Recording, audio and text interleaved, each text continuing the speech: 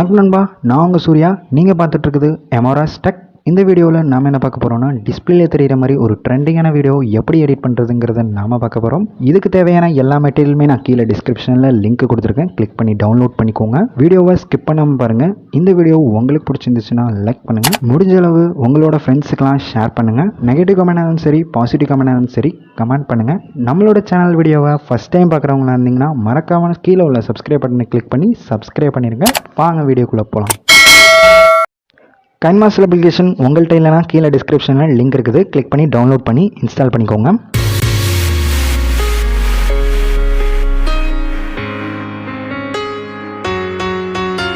இது நீங்களாம் யூஸ் பண்ணுற Kinemaster அப்ளிகேஷன் தான். அதில் நான் கண்ட்ரோல் பேனலை எடிட் பண்ணி சேஞ்ச் பண்ணி வச்சுருக்கேன். எப்படி இந்த மாதிரி கண்ட்ரோல் பேனலை எடிட் பண்ணுறதுன்னு நான் ஆல்ரெடி வீடியோ போட்டிருக்கேன். டாப்பில் வர ஐகார்டை கிளிக் பண்ணி பார்த்துக்கோங்க வீடியோவை.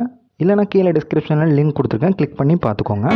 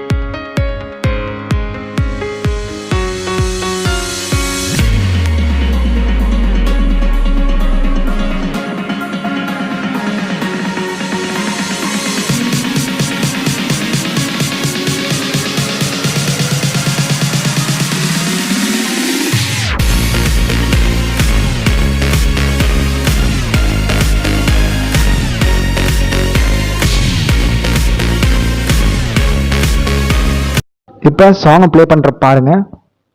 இந்த வீடியோ உங்களுக்கு பிடிச்சிருந்துச்சுன்னா லைக் பண்ணுங்கள். உங்களால் முடிஞ்ச அளவுக்கு உங்களோட ஃப்ரெண்ட்ஸ்க்கெலாம் ஷேர் பண்ணுங்கள். நெகட்டிவ் கமெண்டாலும் சரி, பாசிட்டிவ் கமெண்டாலும் சரி கமெண்ட் பண்ணுங்கள். மறக்காமல் நம்ம சேனலை சப்ஸ்கிரைப் பண்ணுங்கள். நான் நெக்ஸ்ட் வீடியோவில் மீட் பண்ணுறேன். டாடா பை பை.